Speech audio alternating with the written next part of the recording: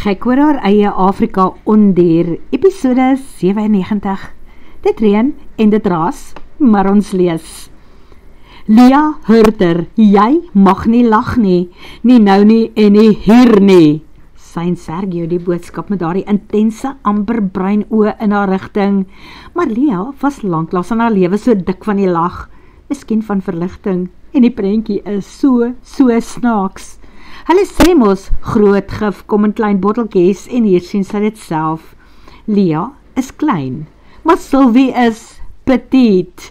En nou staan daar groot manne en bewe, terwyl Sylvie hulle aanvat.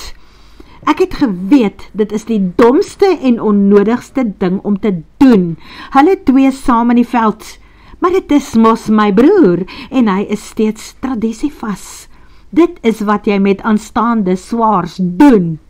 Maar om boonop, agter een of ander wese, wat na bewering al 'n hele paar jaar gelede dood is aan te stap. Ek kan nie glo wat ek hoor nie. Dit is 2 uur Vrydagmiddag. Die hele omgewing is al van 11 uur vanoggend af in rep en roer. Selfs die polisie is hier. Hulle soek na vermiste persone.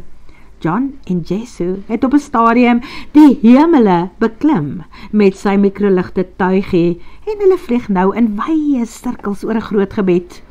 Hoe ver kon die manne nou eintlik gestap het? Rory het uitgevind wat sy nuwe drone se strekwyte is en amper sy duur nuwe speelding in die proses in 'n onherbergsame area verloor. En Sylvia, wat seker voor hierdie oomblik 10 dode gesterf het. Nie net is dit haar aanstaande man en die pa van haar ongebore baba wat verdwyn het nie, haar enigste geliefde broer is saam met hom. Toe hulle hier by die manne se kampeerplek aangekom het, het dit gevoel asof iets uit die buitenste ruim hier geland het en die manne in die middel van hulle laaste aktiwiteite opgeraap en weggeneem het. Die stilte was oorverdowend. 2 bekers staan daar langs die vuur met koffiepoeier en suiker in. Die ketel het pikswart droog gekook en verskrompel, maar water is waarskynlik nooit daaruit geskink nie. Die manne se slaapsakke is nog nie opgerol nie. Miskien het hulle net kans gehad om skoene en plakkies aan te trek, voordat hierdie vreemde ding gebeur het. En daar gaan hulle voetspore, bo-oor en saam met die grootste leeuspore, wat die mense van die omgewing nog gesien het. En toe raak het net weg. Behalwe dat Sergio en Rory dadelik gesê het, "Hi Kona, daai is nie leeuspore nie. Dit is daai rampacha trappers, wat die manne soms uit 'n dik buiteband sny, sodat dit na leeuspore moet lyk. Dieselfde spore as wat deur die griesame derasie op Hurters Retreat getrap is, daardie aand wat ons hom op die sekuriteitskamera betrap het. Die zombie man, het Manuel gesê. 'n Zombie man op Hurters Retreat en julle laat weet nie die polisie nie, wou die kaptein weet. Maar ons was nie eintlik seker wat ons gesien het nie, verander Manuel sy denkie. Buitendien, niemand het daai tyd seer gekry nie en ons wou nie die polisie met onbenullighede pla nie. Maar nou is hierdie saak nie meer onbenullig nie. 2 van julle mense het van die aardbol af verdwyn, oënskynlik op 'n ekskursie gegaan met julle sogenaamde zombie leeuman. Maar kom ons draai die horlosie terug na 11 uur. Die eerste mense wat kom kyk het, hoekom die manne nie hulle selfone beantwoord het nie, nadat Sylvie gebel het, was John en Sergio in John se Amarok. Daarna het John teruggery en sy microlight uitgestoot, en hy en Jesu het die bloute ingevaar, terwyl Lia en Manuel met haar Suzuki Jimny na toe gery het, om Sergio grondlangs te kom help soek. Maria het natuurlik die polisie gebel. Paula en Sylvie is toe oop en toe in die duster aangekom, reguit hiernatoe, nadat Lia vir hulle die pin location gestuur het. Behalwe dat Paula mos al tevore hier was, en sy is redelik rigtingvas. Die toneel wat Lia en Manuel daarvoor hulle begroet het, was nogal surreal. Oor kan die water kon hulle Haya se Nissan MP200 sien staan.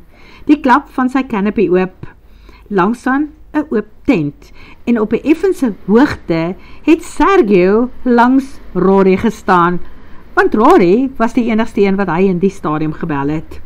Rory, wat in hierdie stadium sy drone in die lug gehad het. Hulle kon bome, klippe en bokke sien, absoluut niks, wat soos mense wat loop of selfs ergens dood lê, herinner het nie. Teen 11:30 het John se microlight oor die boomtoppe aangekom, en Rory het die drone aarde toe gebring. John en Jesu het oor 'n baie wye deel gesirkel, en toe was dit hulle wat uiteindelik iets gesien het. Klein mannetjies deur onder in die veld met wit hemde, wat vreeslik bly met hulle arms gewaai het. Ja, mannetjies wat blykbaar baie dankbaar was om gesien te word. John radio die koördinate in, en toe kies hy en Jesu weer koes terug na die landingsstrook, waar hy na dese weer sy muggie vir die Amarok wil gaan verruil, om te kyk of hulle die manne iewers kan opspoor. En die verligting het tussen die soekers was groot, om te hoor dat die twee mannetjies in wit hemde toe darm nog op hulle voete was, en met arms kon waai, want almal het die ergste verwag. Die terrein om by hulle uit te kom was onmoontlik. Gelukkig het een van die bure 'n Mercedes Unimog gehad. Die ding het mos nie 'n pad nodig nie. Hy spinnekop oor klippe en stompe. En die Unimog het die twee verlorenes opgespoor en teruggebring. Op daardie oomblik toe Sylvie deur die rivierstroompie aangehardloop gekom het van die duster af. En toe het sy neergeslaan dat jy net water en modder sien spat het. Wat die glimlag vir 'n kort oomblik van Lia se gesig ook afgegee het, vervee het van skrik en bekommernis. Die Unimog se deure het oopgevlieg en twee manne het van 'n redelike hoogte bo seespieël afgetuimel grond toe om te gaan kyk of hulle kan help. Die vrou is swanger, nou wel aan die begin, maar sy mag nie val nie. Ok, niemand moet val nie, veral nie die bruid die dag voor haar troue nie. En toe is Sylvie op die plek kwaad, boos, omgekrap. Sy klap die hande wat haar wil ophelp weg. Haar nuwe lap langbroek is flenters op die knie. Daar is 'n skraap op haar kennebak en haar hand bloei. En haar mooi wit hemp het nou 'n vreemde kleur. En haar reaksie bring weer 'n glimlag na Lia se gesigte terug. Maklik kon daai meisiekind wat so kwaad is, sy gewees het. Sy word ook kwaad as sy geskrik of seer gekry het. Sylvie gaan staan sommer deur een kant, terwyl haar kwaai stemmetjie opklink. Ek het sommer geweet, die hele ding gaan 'n fiasko wees. Dis die, dat ek nie wou toelaat, dat julle wille Afrika se bosse moet invaar nie. Maar wie kon julle keer? Nie ek nie. Onthou net, hierdie is nie Disneyland nie. So wat het gemaak dat julle die bosse ingestap het, saam met 'n monsterman? Nee man, ons het nie saam met hom gestap nie. Ons het hom gevolg. Ek wou hom stop om met hom te gesels, verduidelik Arend. Daardie ou is navorsingsmateriaal, voeg hy by. En ek wou hoor hoekom hy by Hurters Retreat gaan rondsluip het. Wat het hy daar kom soek? Voeg Haya by. Hy wil aan Sylvie vat, haar in sy arms hou, seker maak dat sy okay is, die bloed van haar gesiggie afvee, maar sy duins alweer van hom af weg. Hy fluister net, ek is jammer my liefie. Ek sou self graag 'n paar woorde met daai monsterman wou wissel. Vir wie werk hy? En wat was sy planne met die leeuwelpies? Herken Sergio en kyk in die rigting waar die leeu en mensspore oorspronklik heen verdwyn het. En die keer gee Lia hom daai kyk. Hy moet nie nou in sy kop kry om verder te gaan spoorsny nie. Hulle het nou die manne gekry, die ding is oor, los dit daar. Die bruidegom en die bruidse broer, binnekort swaar, is alles, het daarom nou reg teruggekom, en hopelik kan alles na dese reg verloop tot na die troue, wat waarskynlik 'n bietjie van 'n uitdaging gaan wees, want Sylvie se swart oë blits nog steeds, en Lia slaag uiteindelik daarin om haar eie lag onder beheer te kry. Buitendien het die polisiekaptein ook eers 'n paar vrae om te vra, voordat hy hulle wil laat gaan. Wat is dit wat julle gesien het? En wat het gemaak dat julle agter die ding aangestap het? Nee man, is maar net iemand met 'n vel om sy lyf, 'n heel vel en gesig oor sy kop. Maar dit is niks snaaks, waar ek vandaan kom nie, verduidelik Arend. Maar daar sal hulle byvoorbeeld die vel van 'n beer of 'n bison aantrek, en dit sal deel wees van 'n ritueel. Dikwels die medisynemanne, of die hoofmanne van stamme. So ek wou weet, wat is hierdie ou se ritueel? Hoekom het hy die klere aan? Maar dit is nie wat hierdie is nie, vertel die kaptein. Hierdie is die lyf van 'n dooie man wat opgestaan het en nou weer dwaal. Dit het niks met jou rituele te doen of waar jy vandaan kom nie. Hierdie ou wat hier rondloop, sy naam is Makuakwa. Die leeu het hom gevang, doodgebyt en opgevreet. Ons het net sy hand en vingerafdrukke gekry, en die leeuvel waarvan hy deel is nie 'n vel nie. Dit is wie hy word. 'n Man met magiese leeuemoed. Aangespoor deur die wilskrag en van die voorvaders en van vele leeu's wat voor hom geleef het. Die laaste van sy soort wat 60 jaar gelede hier geloop het. Ja, dit is wat hy is en weer opgestaan het. En dalk skop hy nou teen al die nuwe leeu's wat hier in sy loopgebied ingebring is en kom pla. Hy kyk Sergio aan. Haya, sy mond gaan oop. Hy wil stry, maar Arend lig sy hand. Hy gaan nie stry nie. Hy oorweeg en prosesseer al die inligting. Typies akademikus. En Lia dink by haarself, daar is soveel van die lewe en die sterftes wat ons nie weet nie. Dinge wat in die geestesrealm ook plaasvind. Sy dink aan daardie stuk in die Bybel wat lees, dat ons oorlog nie teen vlees en bloed is nie, maar teen die magte van die onderwêreld. Nou ja, nou dat ek weet dat julle nog leef, en dat alles blykbaar vreeslik eenvoudig is, het ek geen rede om verder bekommerd te wees nie. Verskoon my asseblief, sal ons gaan, Paula, sê Sylvie. Waar wil jy heen gaan, Sylvie? Vra Haya bekommerd. Wel, jy vergeet seker, ek het mos 'n troue om te kanselleer, roep sy uit. Nee, jy kan nie. Haya vlieg bekommerd agter haar aan. Hy hardloop tot by Sylvie en toe verby en toe sak hy op sy knieë voor haar neer. Skop my liewer, slaan my, trek my hare uit, doen enige iets, maar moet asseblief nie ons troue kanselleer nie. Het ek gesê kanselleer? Vra Sylvie en draai haar swart kop steekief, asof sy self nie mooi gehoor het nie. Haar donker oë staan steek sterk af teen haar ligte vel en toe sê sy, ek bedoel, ek het nog 'n paar goedjies om te doen voor ons troue môre. Wel, wag vir my, ek kom saam. En daarmee draai Haya om en hou sy baadjie se sleutel in die lug. Iemand moet die ding vir hom bestuur. Sergio glimlag en vat die sleutel by hom. Dis reg, gaan saam met jou bruid. Ek en Arend sal die kamp afslaan. En daar haal Paula die Duster se sleutel uit en oorhandig dit aan Haya. Ek is seker jy en Sylvie het deel wat om oor te gesels, so laat julle gaan. Ek sal môre saam met John inry Bonsai toe. Het jy nie nog 'n skof gehad om klaar te maak nie? Vra Sylvie. Nee, ek is mos uitgeroep na hierdie noodgeval toe. Almal het gedink ons gaan die manne se beendere iewers van die grond af moet opskraap. Toe het Dr. Hawasaki by my oorgeneem. Ek is van nou af tot Dinsdag, so ek bly net hier. Nou maar goed, sien julle dan môre.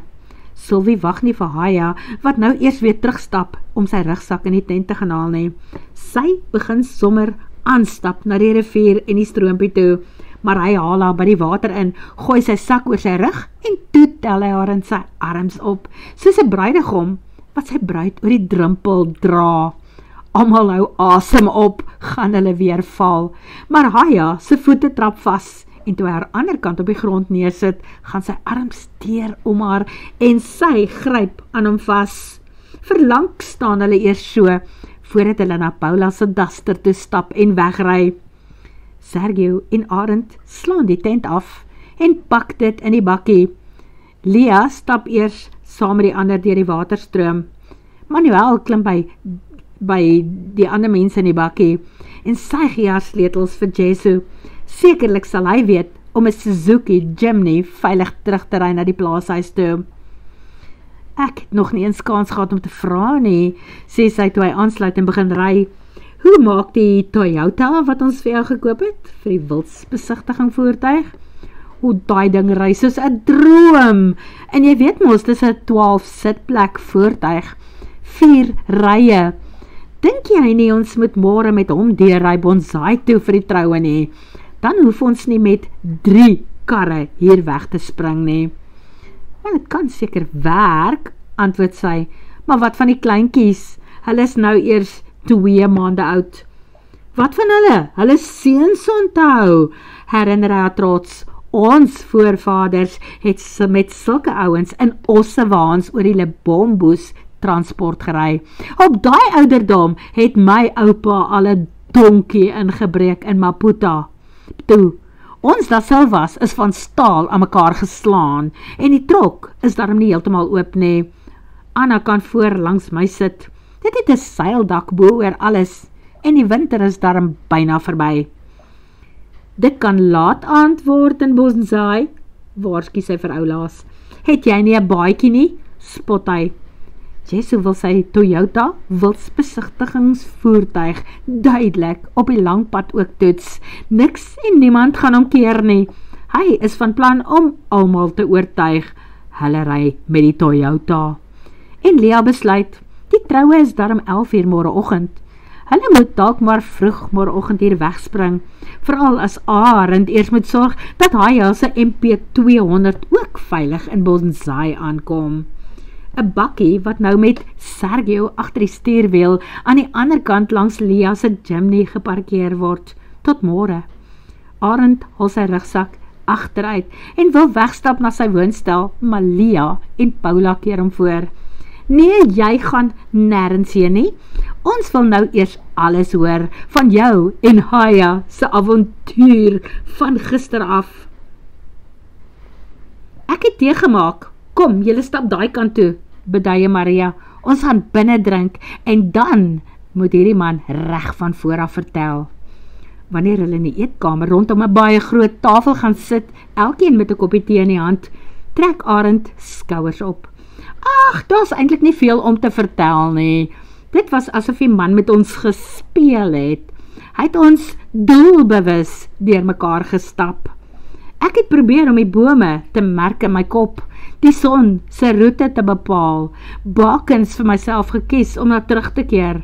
Maar skielik was ons verdwaal. Hopeloos verdwaal.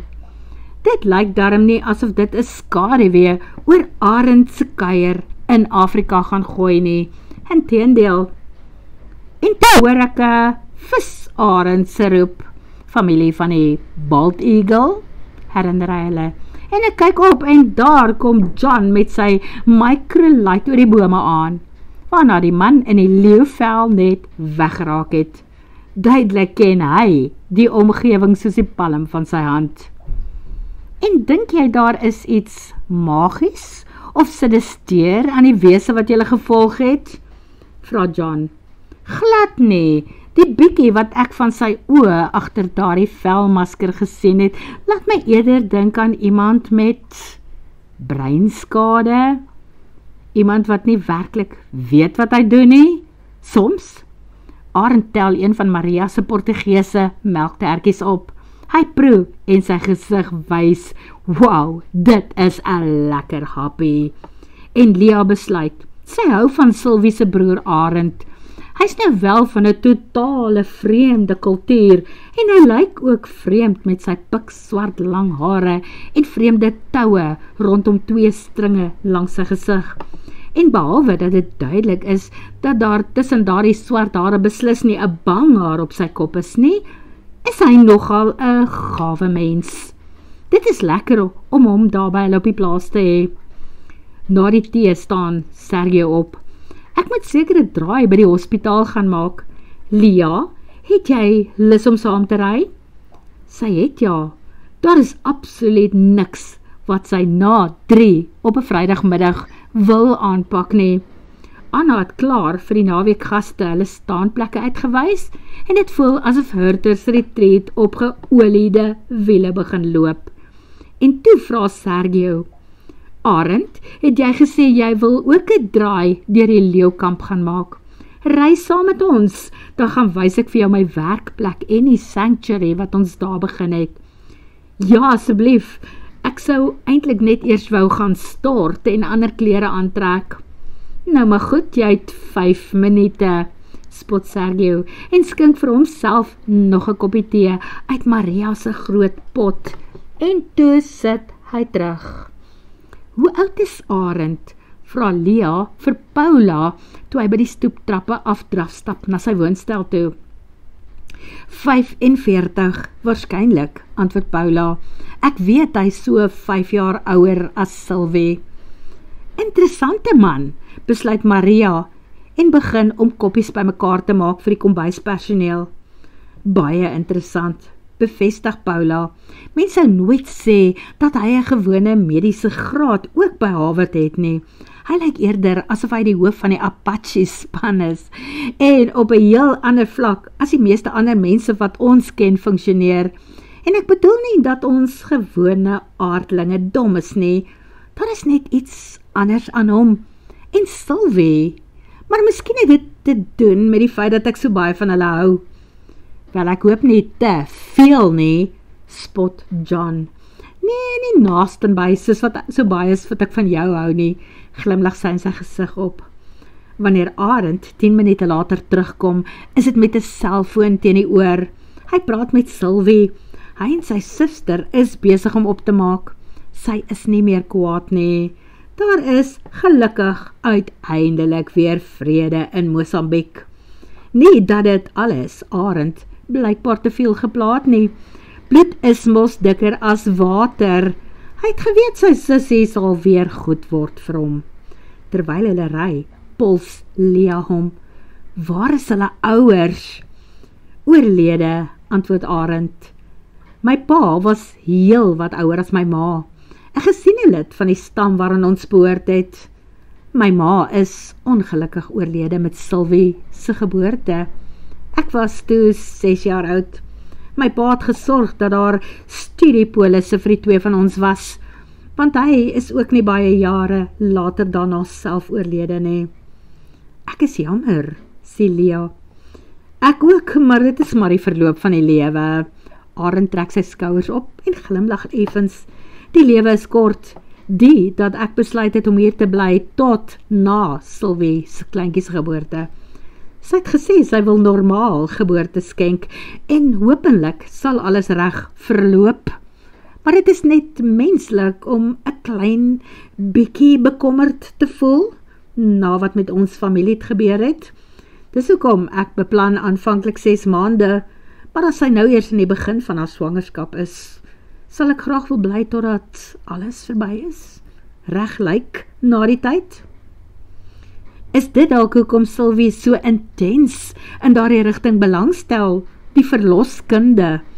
Paula spot altyd dat sy die baba vanger tussen hulle 2 is, sê Sergio nou. Arend knik. Waarskynlik is dit presies hoekom. Julle kan dink hoeveel vrae sy gehad het toe sy haar verstand gekry het. Sy glo vas dat sy vir haar ma se dood verantwoordelik was. Sy het lank skuldig gevoel omdat sy dit oorleef het. Miskien voel sy moet iets vir my ma teruggee, deur self 'n baba in die wêreld te bring. Wel, wat dink jy, Arend? Dit wat met jou pa gebeur het? Is daar 'n kans dat die geskiedenis homself kan herhaal met Sylvie? Dat so iets met haar ook kan gebeur? Vra Lia bekommerd. Sy sit agter, maar sy druk met haar hande op die lenings van die voorste sitplekke. Sy wil niks van die gesprek mis nie. Wel, soos julle albei weet, daar is altyd 'n risiko aan so iets verbonde.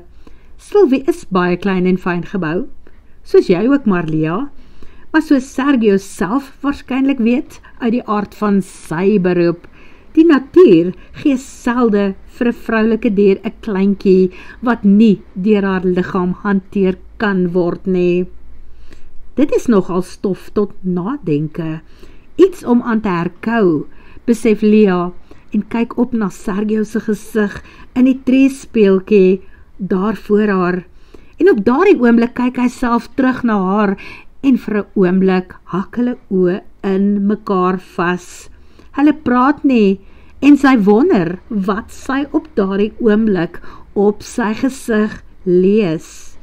Nie dat dit enigsins van toepassing op die gesprek kan wees nie, want sy weet mos dat babas kry nie vir hulle twee beskore is nie. Word vervolg.